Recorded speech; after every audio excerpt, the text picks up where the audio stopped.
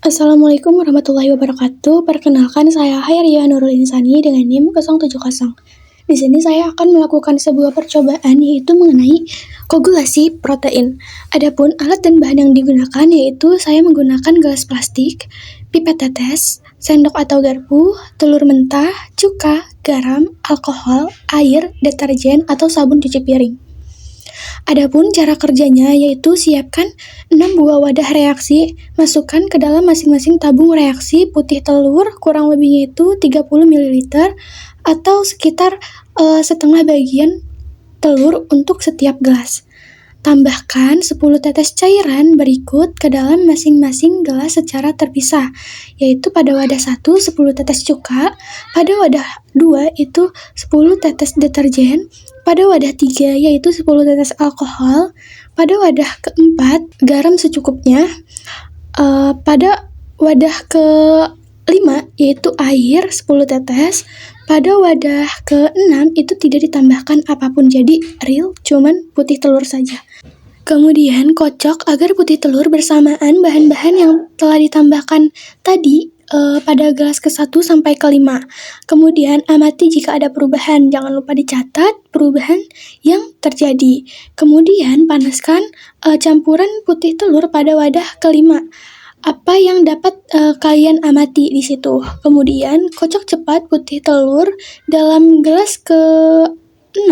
Kemudian amati apa yang terjadi dan catat perubahannya. Adapun hasil pengamatannya yaitu putih telur ditambahkan cuka dan diaduk menghasilkan busa. Warna putih telurnya itu juga berubah menjadi sedikit pucat, cenderung berwarna putih.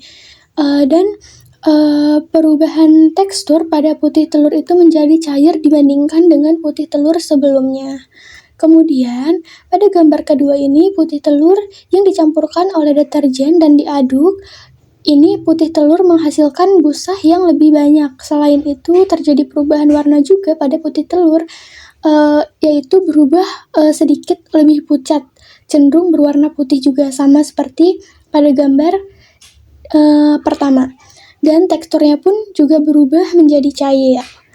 Kemudian pada wadah ketiga menghasilkan busa yang banyak ketika putih telur yang dicampurkan dan diaduk oleh alkohol terjadi pengendapan protein.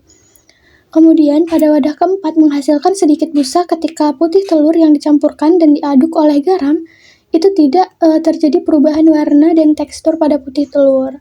Kemudian pada wadah kelima itu menghasilkan sedikit busa dan ketika putih telur yang dicampurkan itu kemudian diaduk oleh air, itu tidak terjadi perubahan juga pada warna dan tekstur pada putih telur.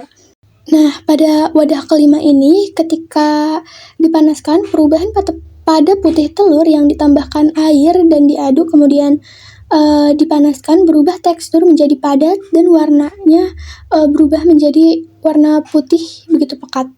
Kemudian pada wadah ke-6 putih telur tidak dicampur dengan apapun, ketika diaduk putih telur akan tetap dalam keadaan aslinya, tidak mengalami perubahan warna ataupun juga tekstur. Adapun kesimpulannya yaitu koagulasi protein telur. Koagulasi protein telur dapat terjadi melalui dua metode yaitu pemanasan dan prinsip kemis. Nah, koagulasi protein dengan pemanasan dapat terjadi pada berbagai jenis telur seperti telur puyuh, telur ayam, telur itik, dan telur penyu. Hasil penelitian ini menunjukkan bahwa koagulasi protein dapat berbeda-beda tergantung pada jenis telur dan metode yang digunakan. Adapun koagulasi protein dengan prinsip kemis yaitu dapat terjadi dengan menambahkan zat seperti cuka, alkohol, dan putih telur. Hasil penelitian menunjukkan bahwa penambahan air dapat menyebabkan koagulasi protein, sedangkan penambahan cuka dan alkohol berbeda-beda dalam efeknya terhadap koagulasi protein. Adapun koagulasi protein dan garam, di mana koagulasi ini terjadi karena adanya interaksi antara protein dengan garam. Garam dapat mengikat air dan mengubah struktur protein sehingga protein menjadi tidak larut dalam air dan mengalami koagulasi. Adapun koagulasi protein pada alkohol yaitu koagulasi ini terjadi karena alkohol mengikat air dan mengubah struktur protein. Alkohol dapat menyebabkan koagulasi protein dengan cara mengikat air dan mengubah struktur protein, sehingga protein menjadi tidak larut dalam air dan mengalami koagulasi. Penambahan alkohol yang berlebihan juga dapat menyebabkan denaturasi protein. Mungkin itu saja yang dapat saya jelaskan, kurang lebihnya mohon maaf. Wassalamualaikum warahmatullahi wabarakatuh.